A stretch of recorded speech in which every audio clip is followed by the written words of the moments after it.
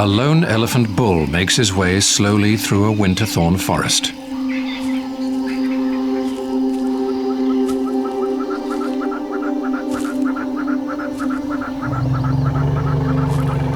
Elephants are the icons of the Lower Zambezi National Park. Gathering here in vast numbers like they've done for thousands of years.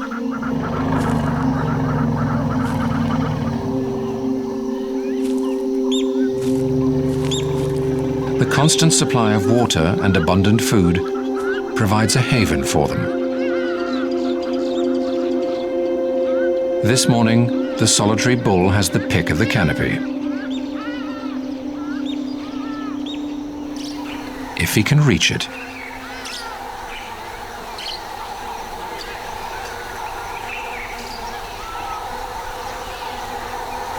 It's the middle of June and the start of the dry season.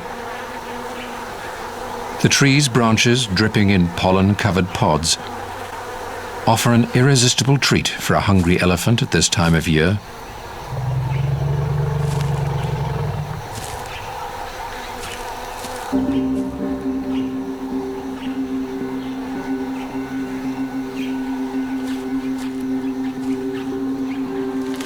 He tugs at the branches, using his dexterous trunk to get a firm grip. Over 40,000 muscles work in unison to ensure he gets what he wants.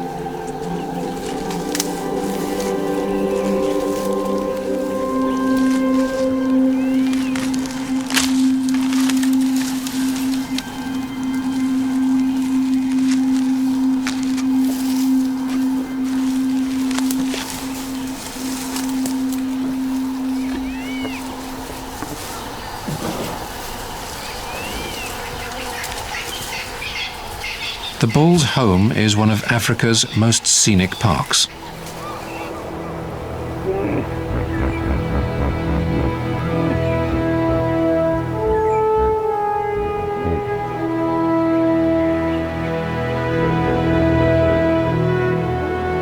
Lying on the border of Zambia and Zimbabwe, the Lower Zambezi is also one of the continent's hidden treasures.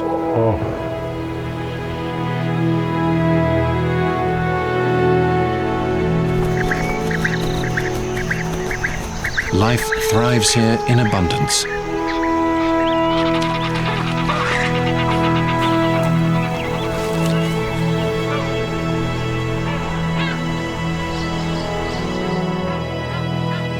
A variety of habitats exist in an area of just over 1,500 square miles, bordered by an escarpment to the north and the mighty river to the south. The mix of woodlands, plains, forests and river islands sits side by side in extremely close proximity. Winterthorn trees invade the river's floodplains and sandbars, providing food and shelter to a variety of animals under their canopies.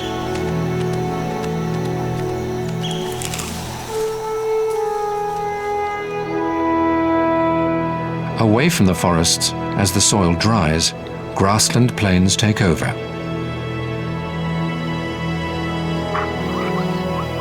Here, grazers congregate to feed,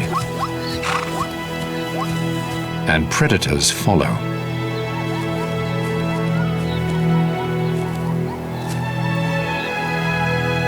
At the base of the escarpment, as the land rises, Mopani woodlands appear. This is an eerie world.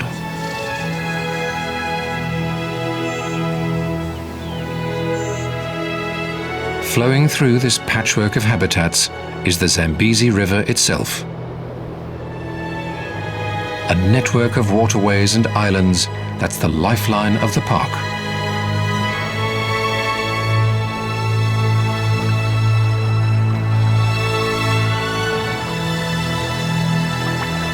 As the season changes from wet to dry, water levels begin to drop throughout the valley, and animals are drawn to the Zambezi's shores by the promise of nourishment.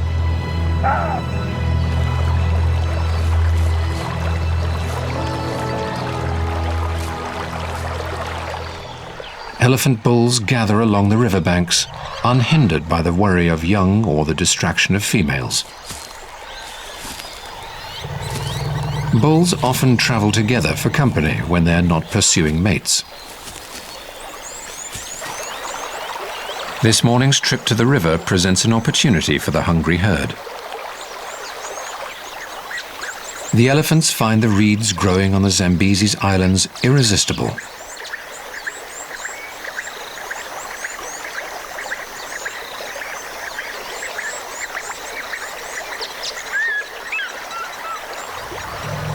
The herd heads along the bank, looking for a suitable spot to cross.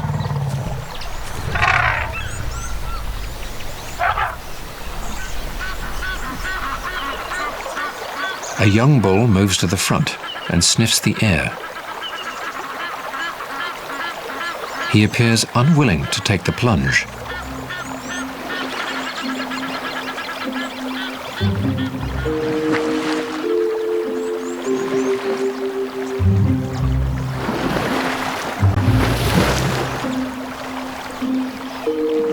Eventually, after some gentle persuasion, the youngster ventures in.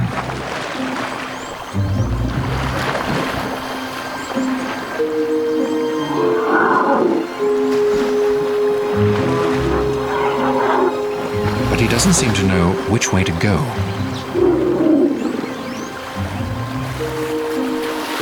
Older, wiser elephants will often make younger individuals enter the river first.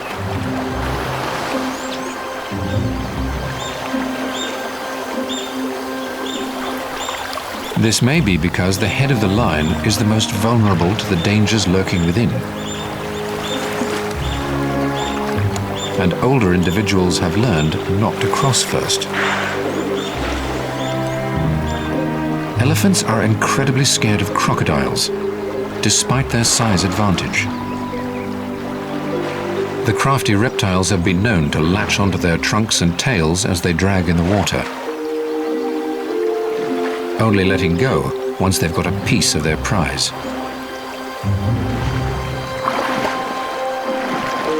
Eventually, the youngster plucks up his courage and leads the herd into the channel.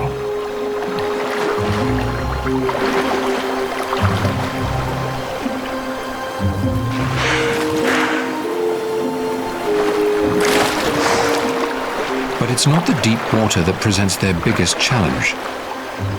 The elephants are at their most vulnerable in the island's shallows.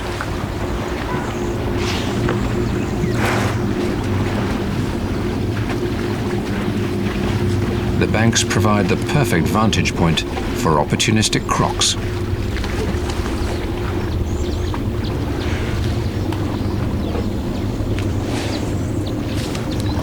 The elephants approach with caution, trunks and tails held aloft.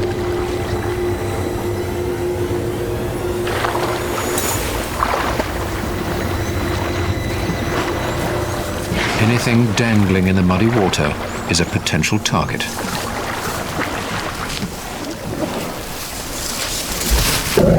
This time, they all make it across unscathed.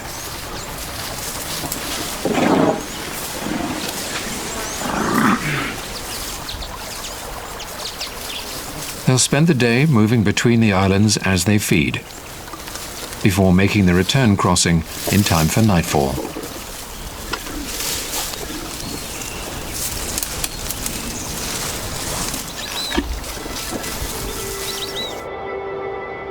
On the grasslands away from the river, finding a meal is becoming a matter of life and death for one family.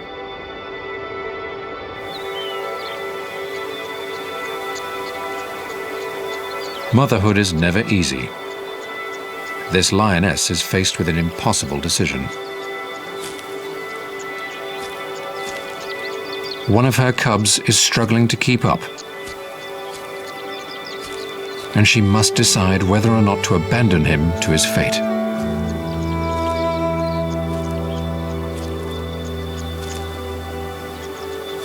He was injured when two adult males moved into his mother's territory and tried to kill the cubs so they could mate with her. He only survived because she decided to flee with her young family instead of accepting the new order. They're now outcasts, extremely thin and in desperate need of food. But with the young male falling behind, progress is slow and hunting is challenging.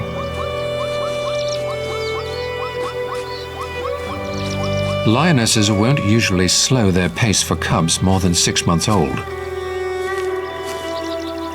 Those too weak to keep up are typically left behind.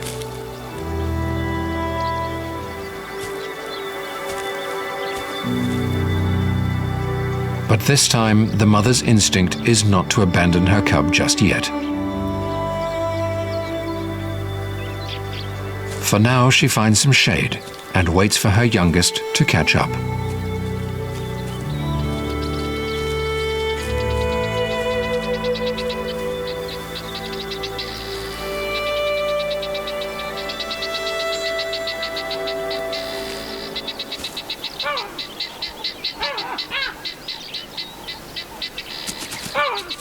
As the afternoon draws to a close throughout the lower Zambezi, animals are on the move.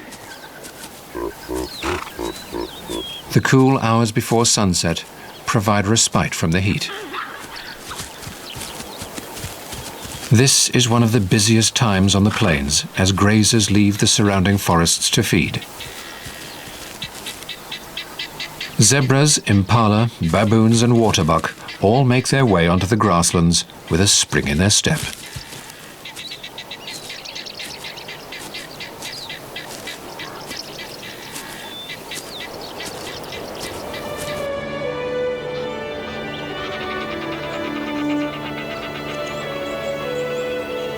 After feeding on the islands, it's time for the elephants to return to the mainland.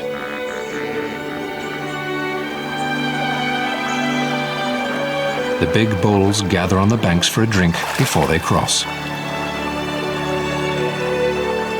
The reeds have provided them with enough fodder for the day,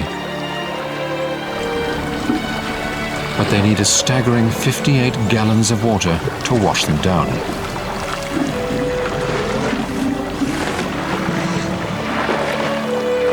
One by one, the elephants enter the river and power through its waters.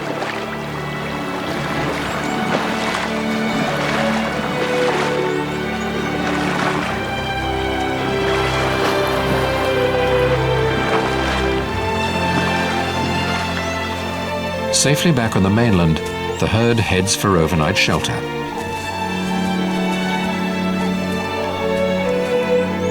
This routine will continue throughout the dry season, while the elephants cross the narrow channels to feast on the island's bounties.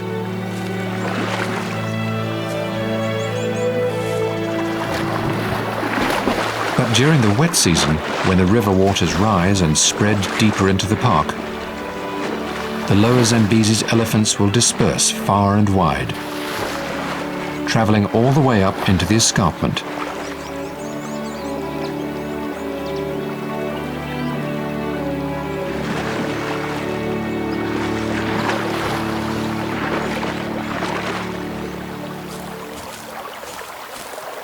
Four inexperienced bachelors weren't watching where the others chose to cross.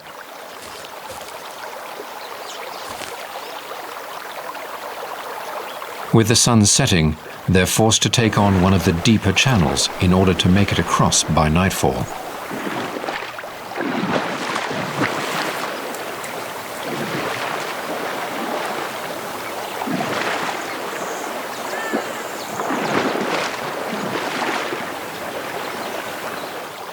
As the channel deepens and the current quickens, the bulls huddle together.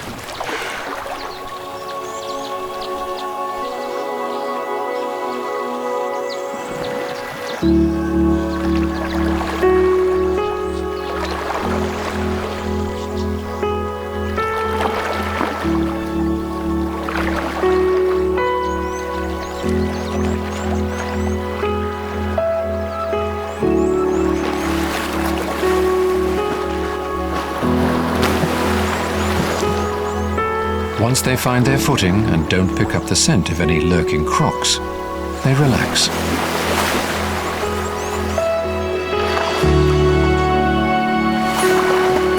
The refreshing waters cool the herd before they head into the forest in time for sunset.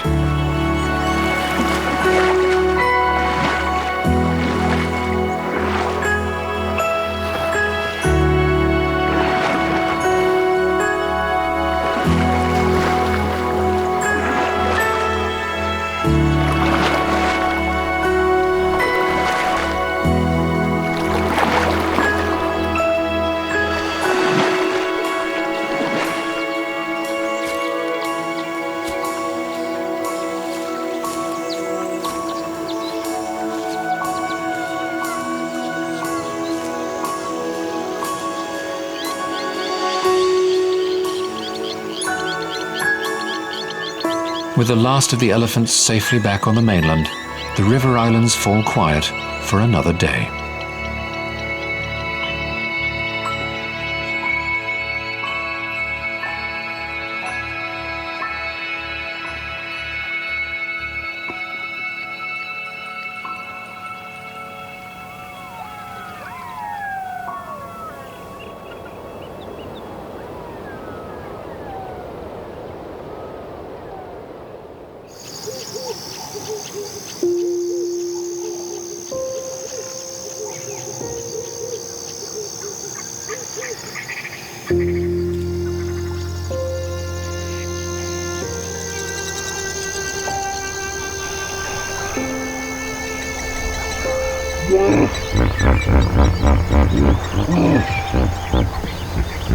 Early morning in the park signals a flurry of activity.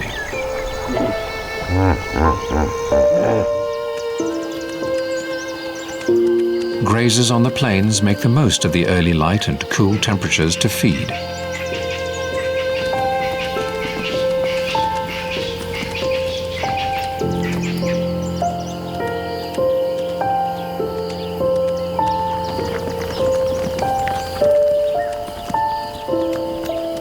While the wide open spaces provide opportunities for many, they provide stress for others. The first job of the day for this male impala is making sure all his females are accounted for.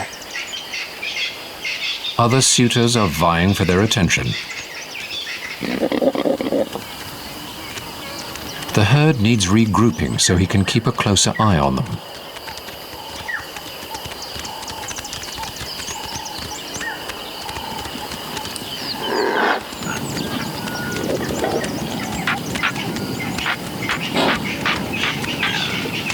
It seems some of the females need more persuading than others.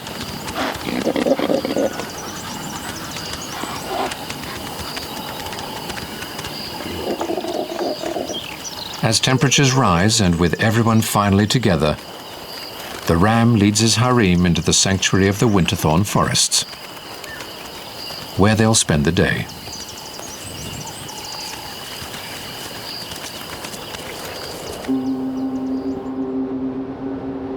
He's wise to lead them to shelter.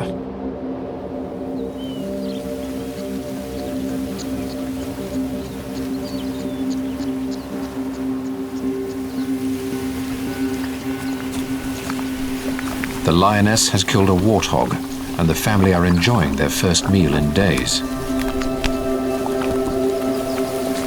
The youngsters are well on their way to being fully grown, and this won't be enough to sustain them for long.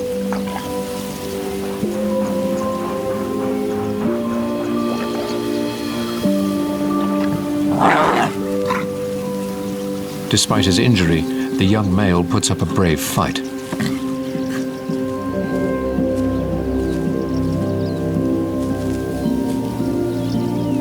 And makes sure he gets a meal.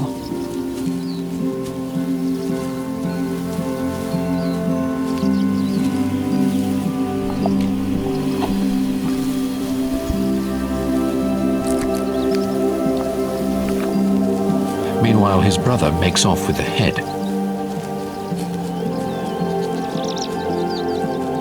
Vultures arrive to take care of what little remains.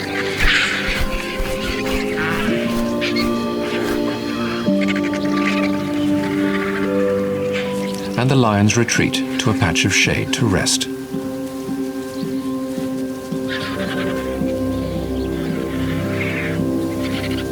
It's a promising start to their day, but the risk of starvation will only recede once the young become capable of killing for themselves.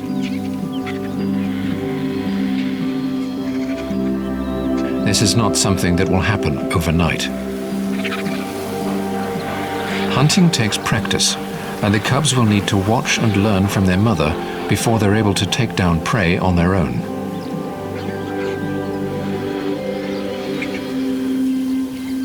One advantage the family does have is that a relatively small amount of nutrient-rich meat provides them with large amounts of energy, so they only have to eat every few days. However, for the park's herbivores, eating is a daily necessity.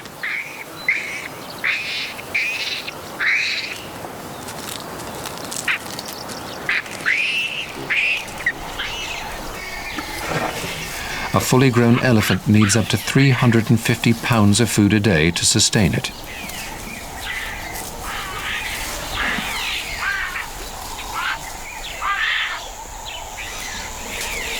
As a herd makes its way through the winterthorn forest, the elephants are dwarfed by their setting.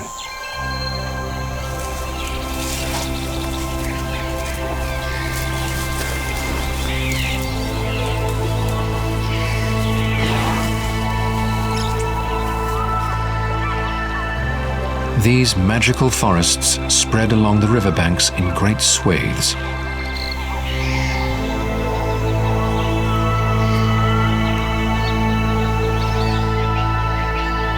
Winterthorns thrive in waterlogged soils along rivers and floodplains, making the banks of the lower Zambezi an ideal habitat for them.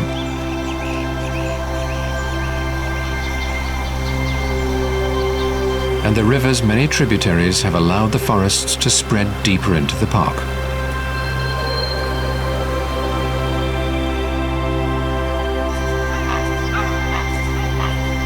This in turn provides vital wildlife corridors.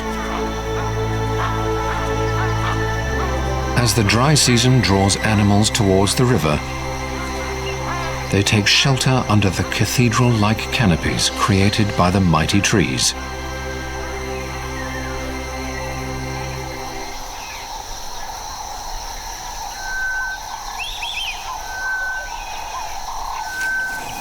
Despite their considerable bulk, the elephants move surprisingly quietly. Once in the trees, they keep in touch via smell.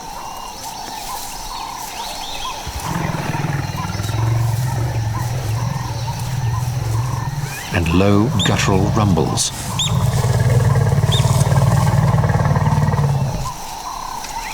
The start of the dry season is when the winterthorns seed.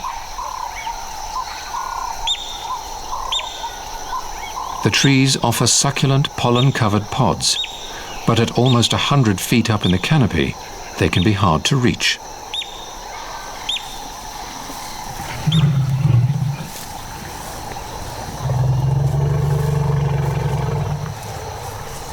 However, the elephants have discovered a trick to accessing the seasonal treats.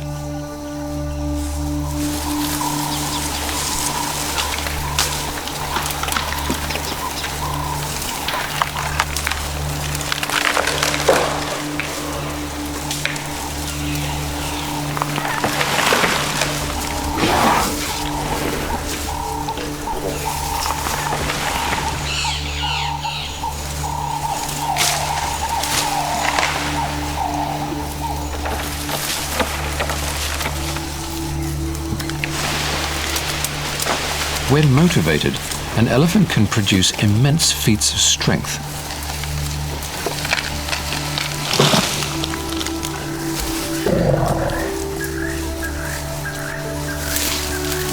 His efforts are rewarded.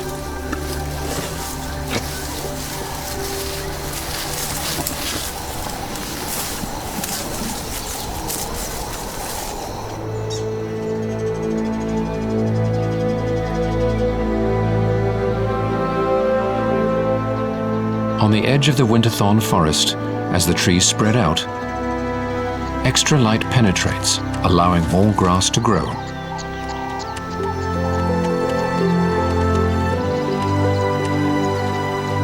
These will attract grazers throughout the dry season as they move through in great numbers to feed. While the open forest continues to provide shade and security.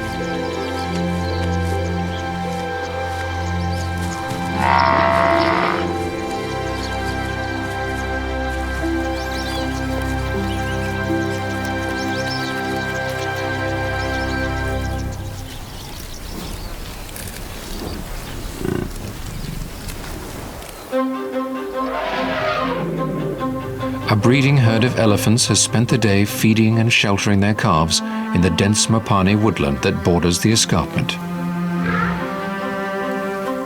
As the dry season tightens its grip, the herd's movements will have to change. They'll start spending more and more time by the river in order to find enough food and water for their growing family.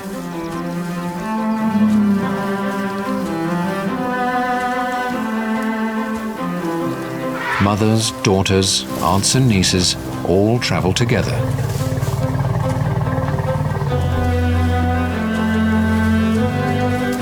As the afternoon's shadows creep across the valley, the elephants cross the plains to reach the sanctuary of the winterthorns. They rely on their matriarch, the oldest, wisest female. She knows the quickest routes to fruiting trees, where to drink, and how to protect the youngest.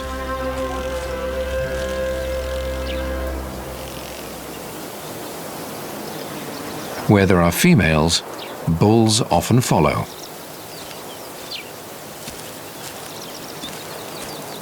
An expectant male tails the herd,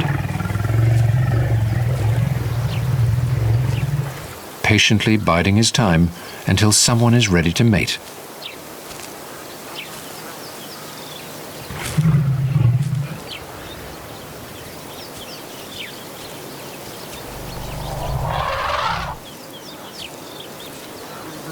One of the biggest differences between breeding herds and bachelor herds of elephants is the speed they travel.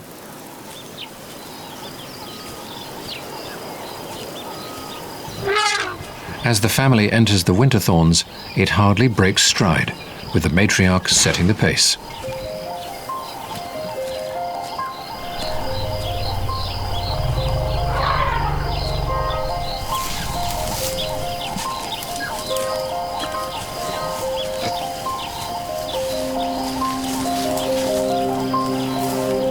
Even the youngest member, who's just a few weeks old, must keep up.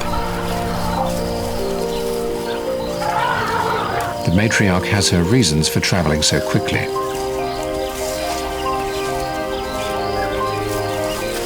A pride of lions is more than capable of taking down a young elephant. So she'll only stop once they reach either food, water, or shelter. The winterthorn forest provides all three.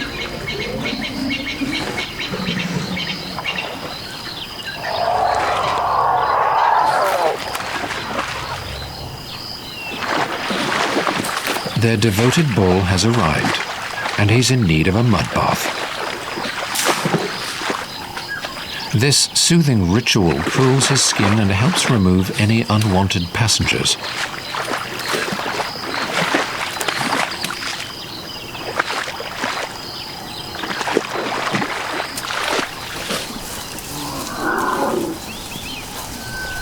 Safely embedded among the trees, the elephants relax and begin to feed,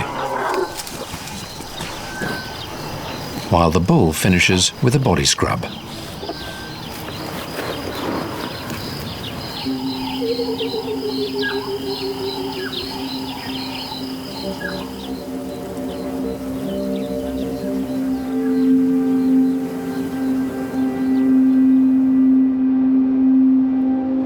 As the sun sets across the lower Zambezi, the park reveals one of its greatest spectacles.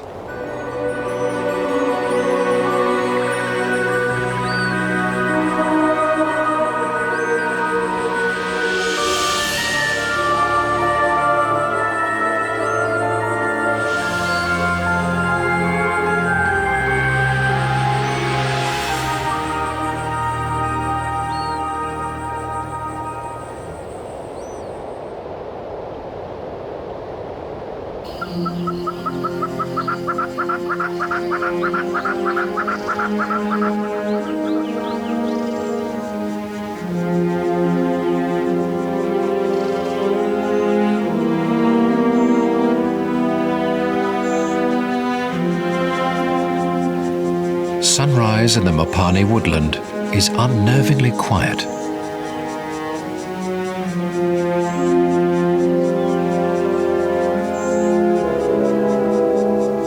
The trees grow at the base of the Zambezi escarpment and are the furthest habitat from the river.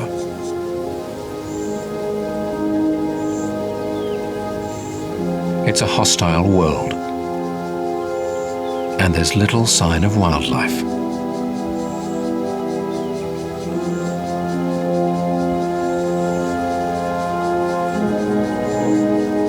Unlike the floodplains where the winterthorn forests thrive, the soil here is bone dry,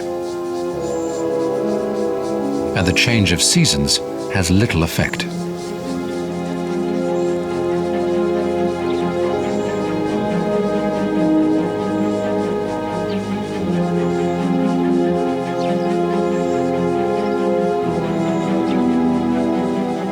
Impervious clay lies under a shallow layer of sand, so the ground has little capacity to absorb rainwater.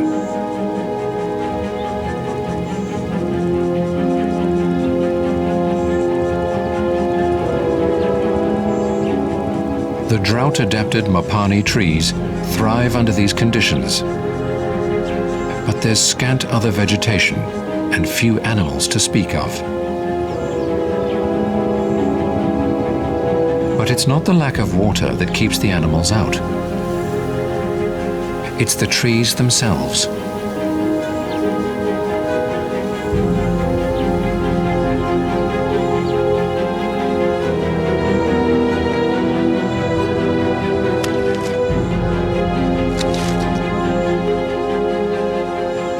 Their secret defense can be found in their leaves. The lung-shaped foliage breathes life into the woodlands and also protects them. When an animal starts feeding on a Mopani tree, the leaves release a toxin that irritates the attacker, forcing it to move off. As the surrounding trees emit the noxious concoction, a chain reaction flows through the woodland, driving the intruders away. As a result, little stirs in the Mopani.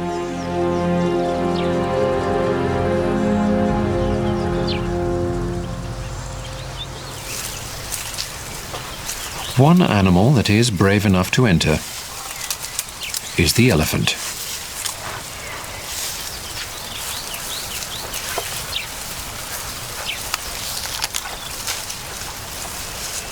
The silent giants seem able to put up with the tree's defenses and move through the woodland.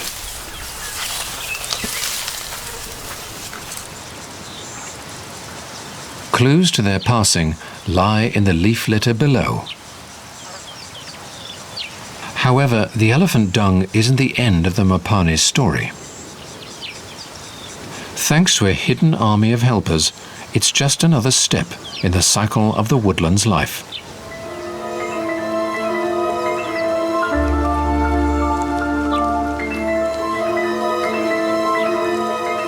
A closer look reveals a miniature world full of activity.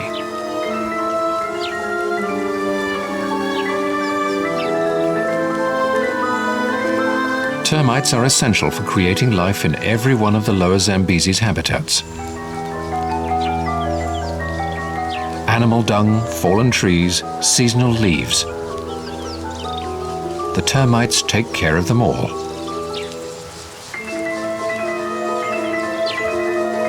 The tiny insects break down the dead material and regenerate it into soil. This increases nutrient levels, water infiltration, and promotes new growth.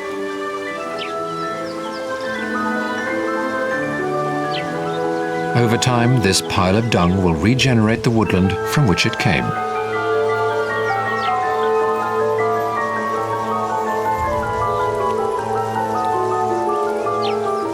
In this way, termites are the ultimate ecosystem engineers, maintaining habitats across this great park.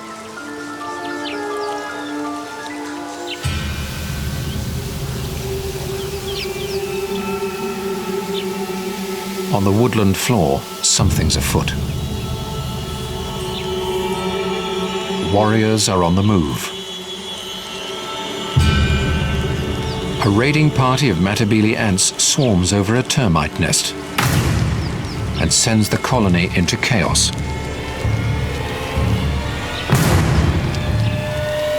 Matabele ants feed exclusively on termites and can return to the same colony time and time again.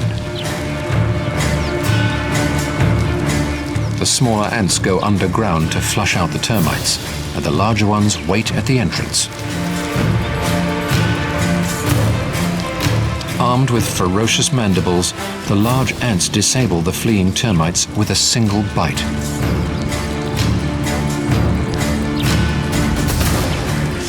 The ruthless warriors take anything they can find and head off back to their nest.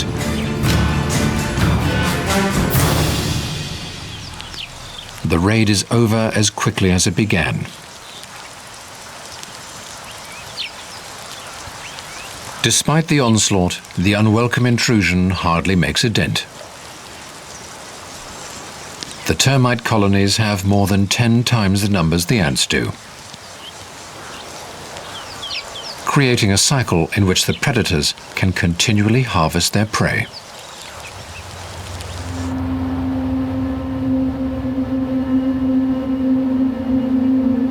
Across the park, clouds gather, promising much, but delivering very little. The dry season is now in full swing, and there won't be rain for months. Away from the main river, pools and streams are drying up as the floodwaters that once fed them recede. Those free to do so will leave with the waters. Others remain trapped. These catfish will most likely fall victim to predators such as fish eagles and leopards. But if they don't, and they keep moist, they'll be able to survive for the next few months until the rains return and the waters rise.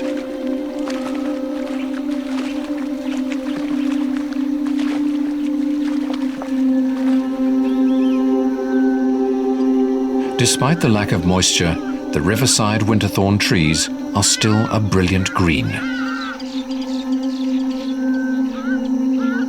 This area's lush appearance is not due to rainfall. This is in fact the driest ecological area in Zambia. Its nourishment comes from the river itself. Along the banks, soils retain large amounts of moisture and nutrients from the river's floodwater long after it's gone, allowing vegetation to flourish. The mighty Zambezi will never stop flowing, but its tributaries are drying up rapidly. At the far reaches of the park, the search for water begins to draw animals all in the same direction. A herd of buffalo leaves the plains and heads towards the river.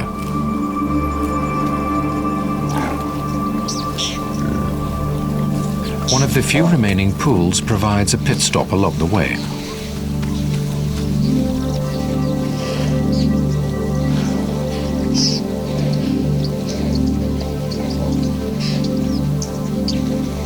After the drink, the herd disperses.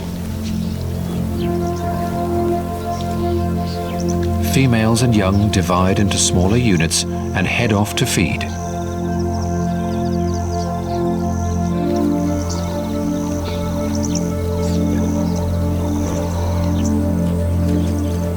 For one lone bull, this is the chance he's been waiting for.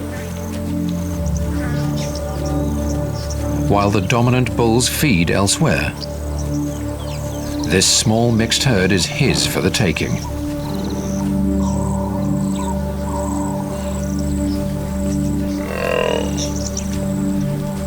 A young male approaches cautiously and quickly realizes he's outgunned by the newcomer.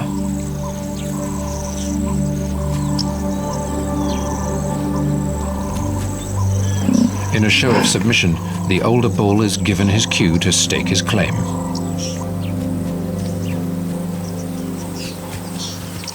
After passing the first test, he embeds himself at the center of the newly formed herd. He's earned himself the opportunity to mate and sire offspring of his own. At least until the dominant bulls return, when the herds reform.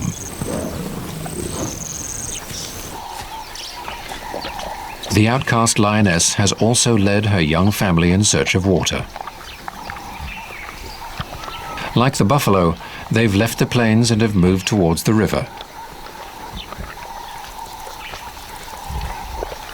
The injured cub is keeping up, even though his leg still hasn't fully recovered.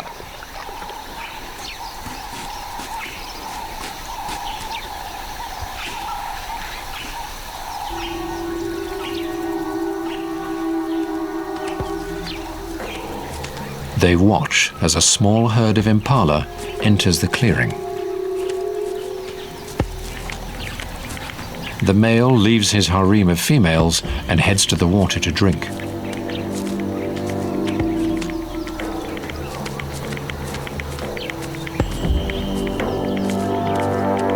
As he inches closer, the cubs take up the stalking position.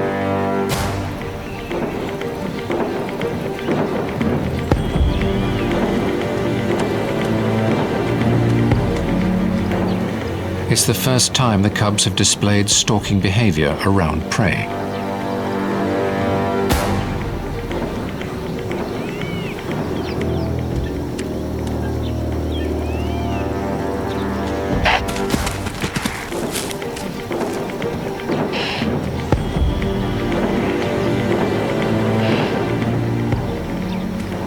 Although they missed this time, it's a great sign for the future. Soon they'll be able to participate in hunts. Within a year, they'll be efficient predators, allowing the lioness to target larger and larger prey. If her cubs can support her on the hunt, the chances of them making it to independence and finding a place for themselves within the park look good.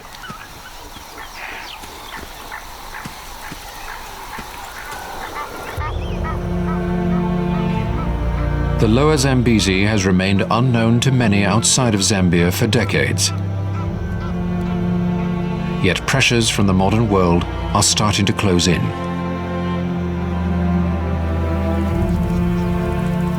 The demands for ivory, rhino horn, animal skins and bushmeat that plague vast swathes of the continent do not bode well for the park's most iconic residents. In 2013, Zambia was one of 20 countries to participate in the Great Elephant Census, which was the first of its kind in 40 years. The aerial survey covered 8,500 square miles of the country.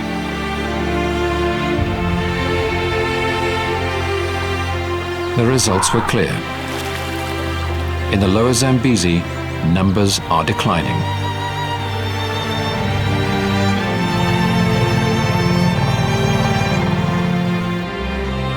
Although people pose the greatest danger to the park and its animals, they're also integral to its survival.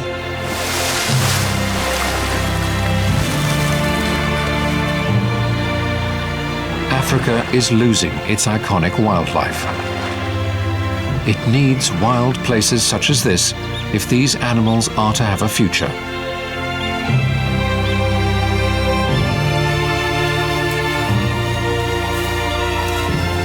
The great parks of Africa are not only symbols of this struggle, they're the ultimate solution and must be protected.